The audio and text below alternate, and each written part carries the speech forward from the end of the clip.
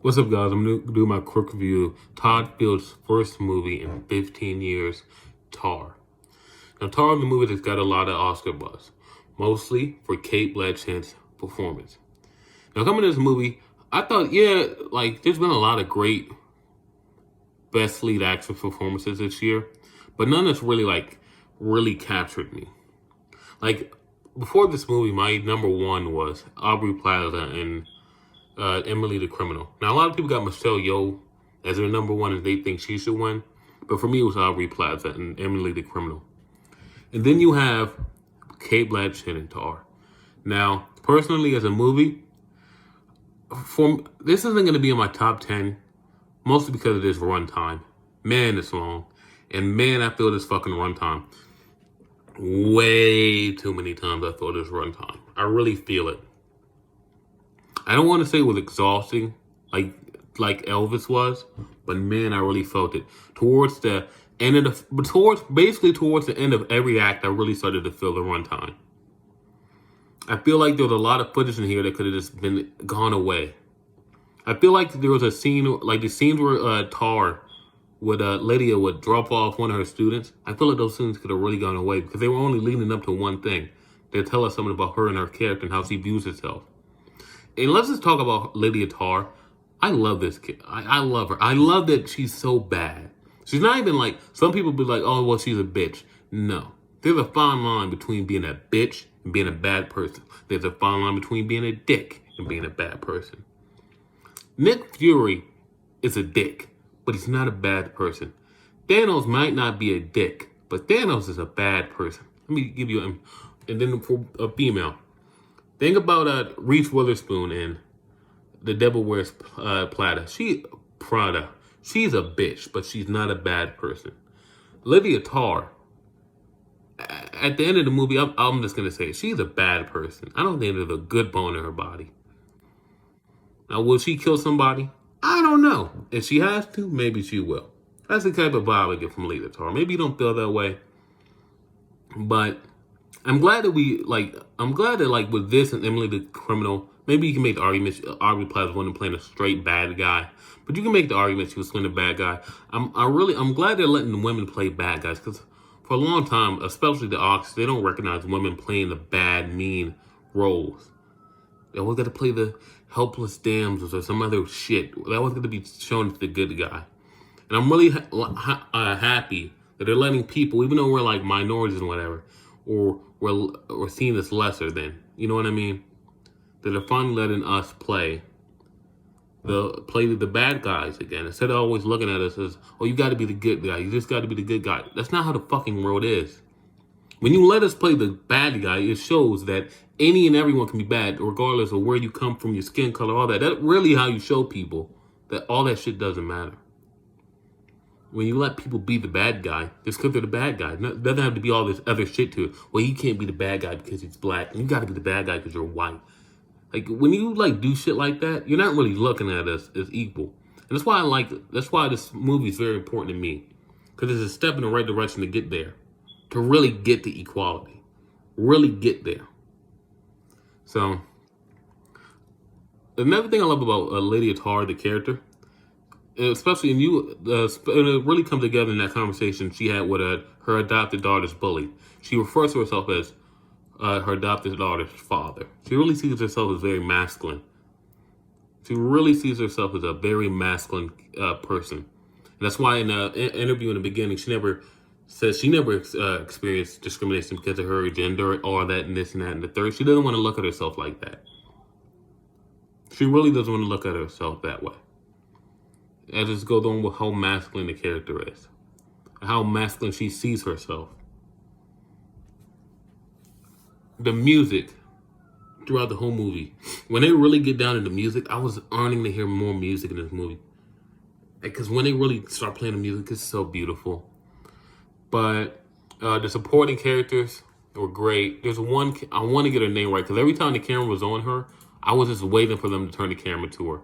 I want to get her name right. I think it's Nina Hoss's Sharon. Every time the camera was turned on her, I was just waiting to see a reaction. Waiting to see a reaction to everything. Mark Strong played this little a role. I knew that was Mark Strong. I fucking knew that was Mark Strong. He wasn't bald in this. He had hair, but I fucking knew it was Mark Strong. I didn't really look at the cast for this movie, but I fucking knew it. The girl who played Francesca, I was really hoping she would come back after she left, kind of towards the middle of the second act she left. I really hoped the character would come back, but her character did her job, and she was great. I hope Nomi Merlant as Francesca. She was great. Everything she did was great. The girl who played Olga, Sophie Kuller. I hope I'm just bad at names. She was great. Everyone was great. The breakdown of Tar, like this, let me explain Tar to you.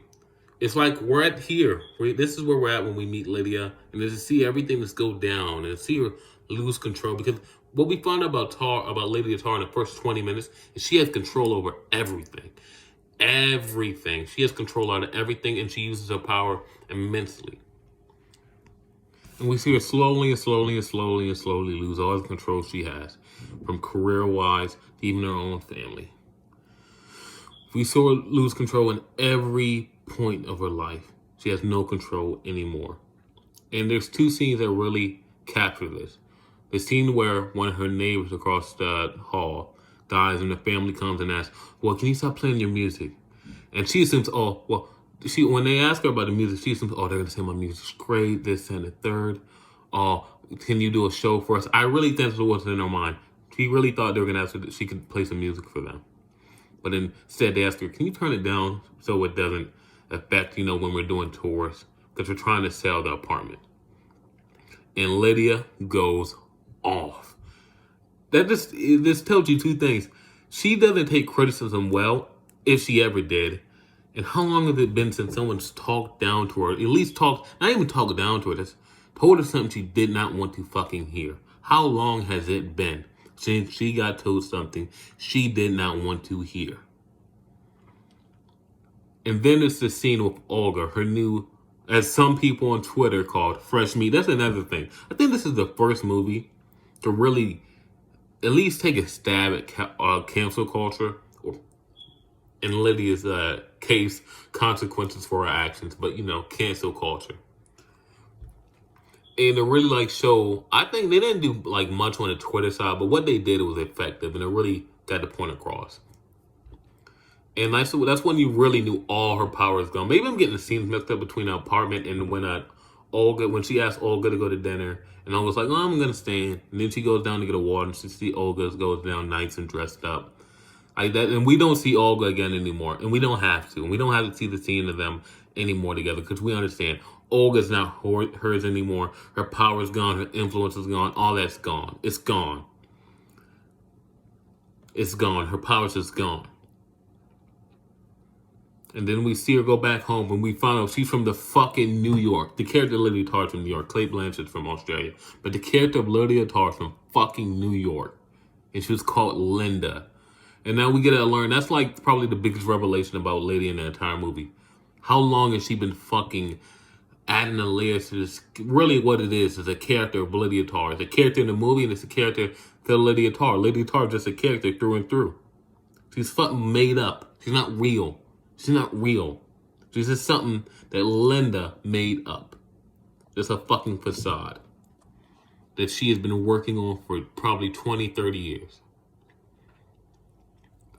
And then the final scene, once I saw it pointed out to me, I was like, damn, that's good. Because that interview at the start of the movie, I'm going to say that interview went 20 minutes.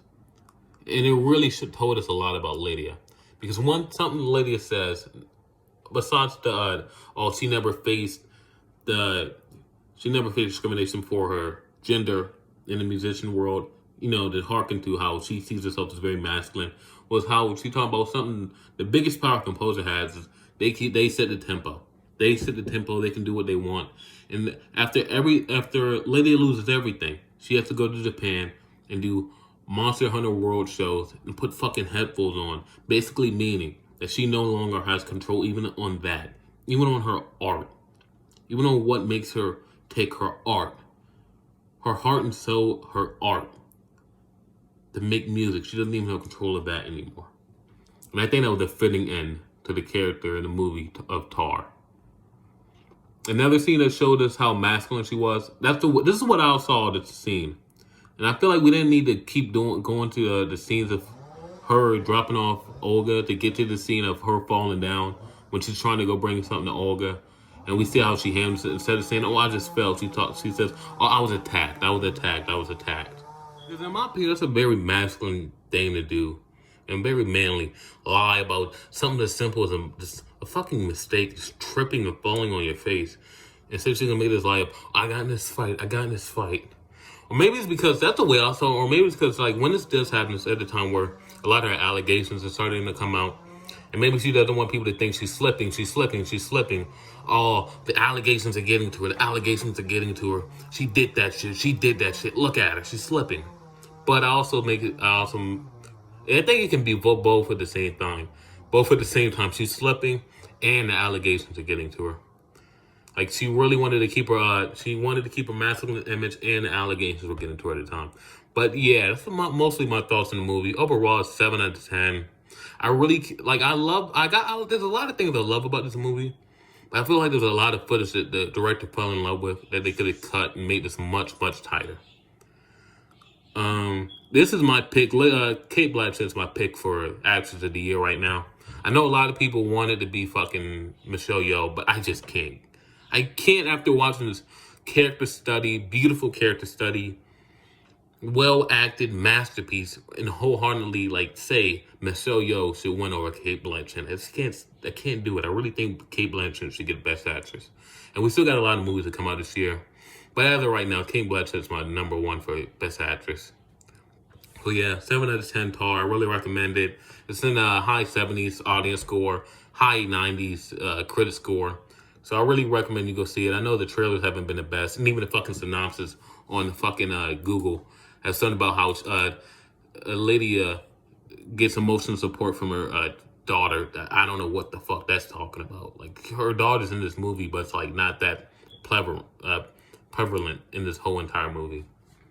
But yeah, 7 out of 10. I really recommend you go see it. I loved it. I love a lot about it, but it's not gonna make it in my top 10. But it is the best.